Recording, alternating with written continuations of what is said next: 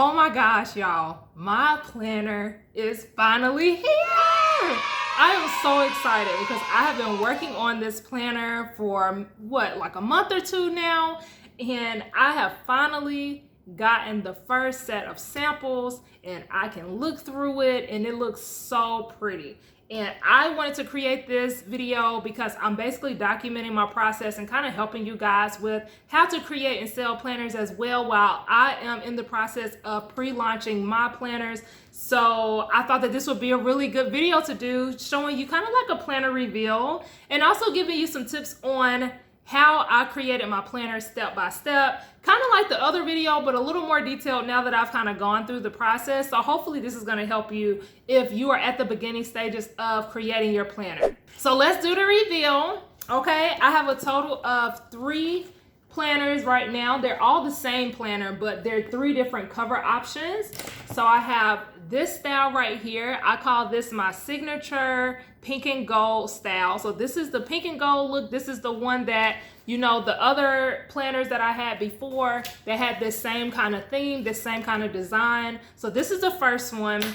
The second one that I have, I call this the pink champagne, and this is my favorite one. I love pink. Pink is my favorite color. If you haven't noticed, pink is my favorite color, and I wanted to do something different because, don't get me wrong, I love this one, but I was ready for something new. And I did a poll on Facebook and everybody was like, oh my God, I really love this one. Like, it just pops. It looks really, really good. And so I decided to move forward with keeping this one. But these 2 options came in like on a close second and then a close third. And so I wanted to give people options because I personally wanted this one. I'm like, I want this one. So I'm definitely going to release this one. So this one is the pink champagne. And then this one I call the pink sparkle because it got like little sparkly stuff. I don't know if you can see it on the video, but it's more of a pink sparkly, almost like a pink watercolor type of vibe. So that's what this one is. And my goal is, with me releasing my planners, is to do planner drops. So one of the things that I want to start doing is releasing different themes for different quarters. So this will allow me to be creative. This will allow me to change out the covers, give people other options without having a whole bunch of inventory and trying to do the most, okay? Because if you watch my previous video, you'll know that I said before that I launched with way too many planners and I was trying to do the most. So the good thing about having different options is that it's the same exact planner. The only difference is I'm changing out the covers. Now, another thing that I wanted to make sure that I did was I wanted to make sure that the colors that I chose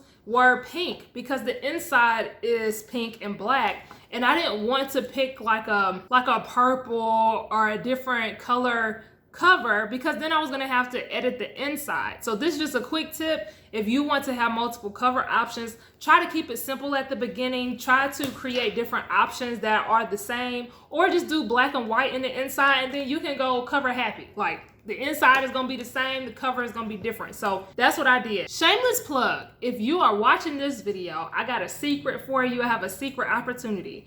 If you are a YouTube content creator, or even if you're an aspiring YouTube content creator and you want to start producing videos, these planners are technically supposed to be released for pre-orders on Black Friday, okay? But if you're watching this video, I'm gonna go ahead and drop the link to the pre-orders for you guys below, okay? So don't tell nobody. This is between me and you. So if you're watching this and you're like, girl, I want one of those planners, it's gonna be in the description box so that you can go ahead and pre-order them. The goal is for them to be shipped in mid-December, right before Christmas. I should do my first shipment right before Christmas, but if you wanna get it in early, then I'm leaving this opportunity just for you, but shh, I'm not broadcasting this anywhere else. So just wanted to throw that out. So let's get to the tips. So how did I create this planner start to finish? So the very first thing that I did before I ever started designing anything was I brainstormed the idea. And what I mean by that is I had to have a vision for what I'm creating a planner for. I not only wanted to create the YouTube content planner for myself, but I also wanted to make sure that other people would be able to utilize it and that it would be really helpful because honestly, I haven't really seen anything of this quality out here when it comes to YouTube, okay? I hate to say it, they have other YouTube planners out there, But this one is one of a kind. This one's gonna give you the juice. It is going to get you together. It is going to help you organize your content. It's gonna give you the structure that you need if you are a content creator. And so I wanted to create something that will be easy to use. It's something that you will be proud to showcase and proud to work in, and it will just make you feel good when you have it. So you brainstorm the idea, and I basically made sure that I did my table of contents, had an idea of what I wanted in here, what do I want to go over, what kind of tips do I want to include in here, what type of sections do I feel that I'm going to need in here, all those details. Who is this planner going to be for? You know, your client avatar, your customer avatar details, like all of that stuff in the brainstorm section. And then you're going to move forward to the actual table of content. So after you already know everything, like you kind of just brain dump and you kind of have an idea of what kind of planner you want to create, what you want inside. Now you need to organize it into a table of contents. And what I mean is, for example, you want to know what section is going to have what in it. So I think this one has a total of 5 or 6 sections. So you want to do a table of contents for each section. And you want to do almost like a bullet point style. So section 1 is going to be specifically for the YouTube overview and goals and milestones. And so you're going to go through and you're going to go ahead and say, okay, what pages do I want in this section? And then you're going to just bullet point all those pages that you want in there. And then you're going to move on to your next section. So like, for example, the next section on mine is the YouTube content ideas. And so I knew that for that one, it was going to be really simple. I'm just going to do content buckets. So the content bucket section right here, you just write out your content ideas and you put like what the topic is going to be at the top. So for example, if I was to use for the content bucket, creating and selling planners, then I would list as many planner creation ideas for videos that I could right here. And then maybe this one would be YouTube topics. So then this section would be specifically for if I'm trying to help you with YouTube. And then you just keep going on with that. And you're gonna keep doing that with your sections until you get to the end of the planner.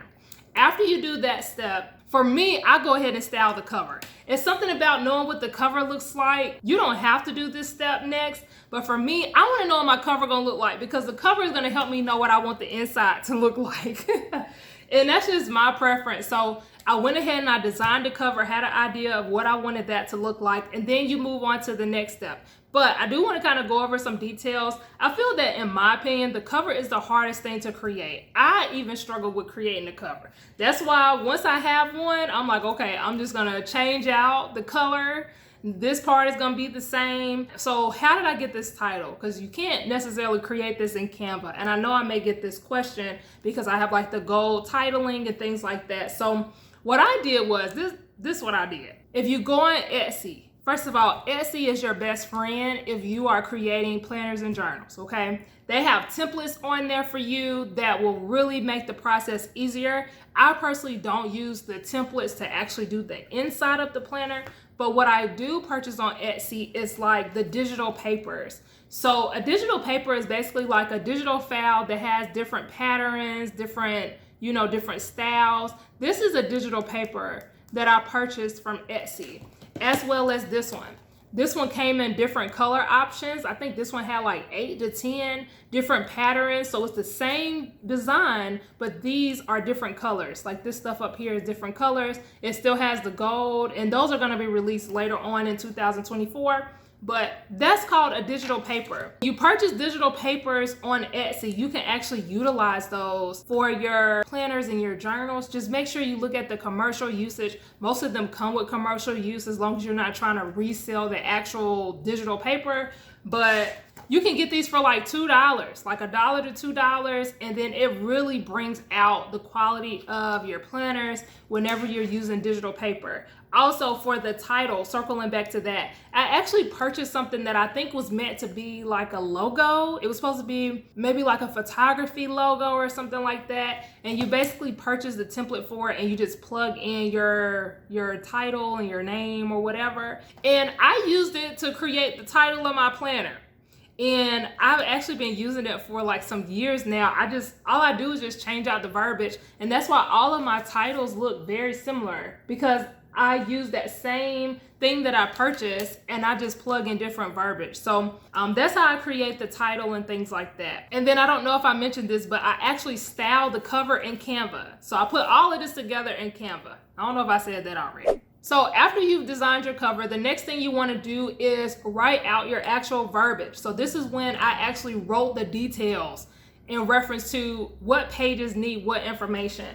So for example, I have one that says the YouTube checklist. So before I ever designed this actual checklist, I just created a checklist as a Google document and made sure to know exactly what I need to include on the checklist before I ever start designing. Just like on here, it has what you don't want to do on YouTube. What it say? Don't do this on your YouTube channel.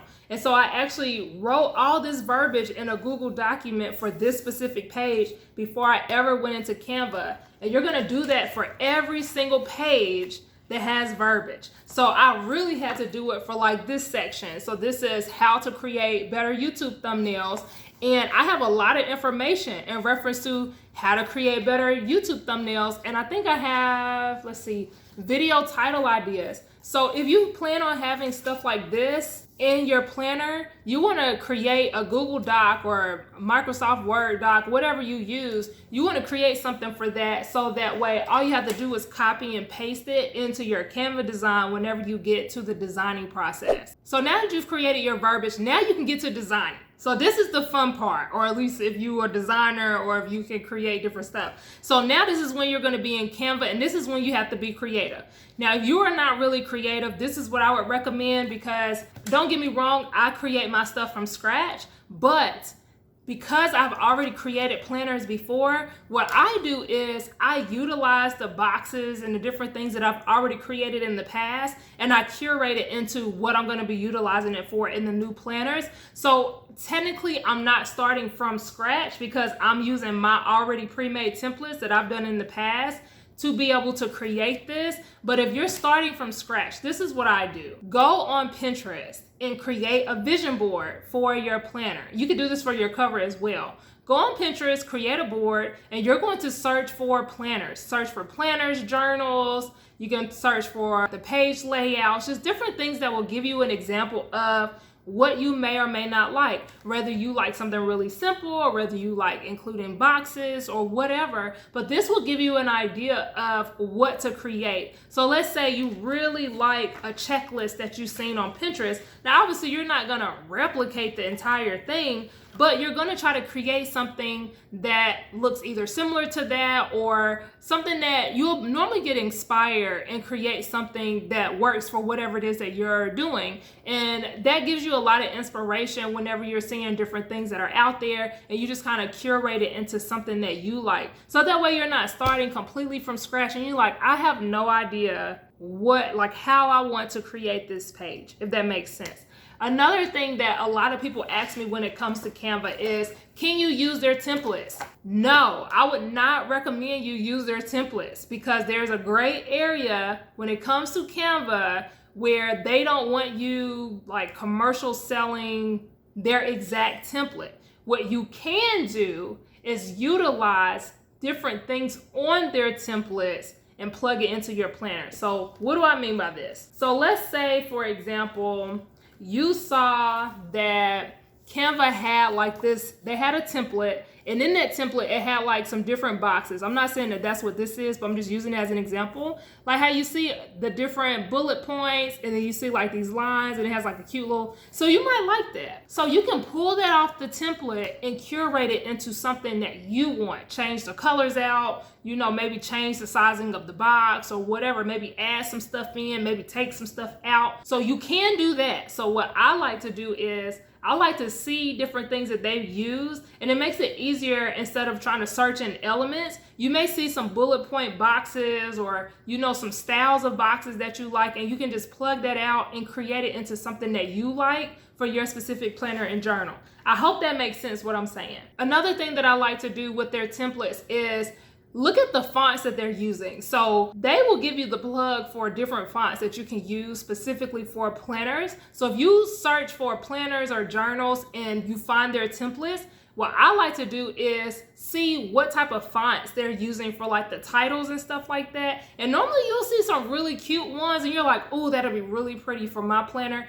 And now you don't have to search for the 1,100 different font options they have. They are using fonts specifically pretty for planners and journals. So this is gonna save you an extra step. If you have more questions about designing in Canva, trust me, I got you. I'm going to create a video just for how to create your planner and journal in Canva. So make sure if you're not subscribed already, go ahead and hit subscribe if you've made it this far so that you'll be notified when that video goes live. The next thing you want to do after you have designed your planner is merge your files together. So if you have more than about 60 pages in a design, Canva's gonna crash. I don't know what it is. Canva says that they will allow you to design up to 200 pages in one design, but that is not true. I don't know what it is, but normally when I'm designing, once I get to about 60 pages, I don't know what happens, but it crashes. Have you experienced that? Because maybe you're creating something, you're like, I don't know what I'm doing wrong. If you've experienced that with Canva, let me know, because it happens to me every single time I create planners.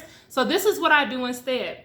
I create sections. So if I know what section is going to be less than 50 pages or something like that, then I'll use that, like the first part of the planner. And then if I know, like for example, my video scripts and post-production section, I want to say that was like 40 or 50 pages by itself. So I created a whole new design file in Canva just for that section. And then I did that for multiple. So at the end, I had about 4 different design files in Canva that I now have to merge together. So you can go to like a PDF merger online. I have a PDF converter that I will link in the description box for everything else.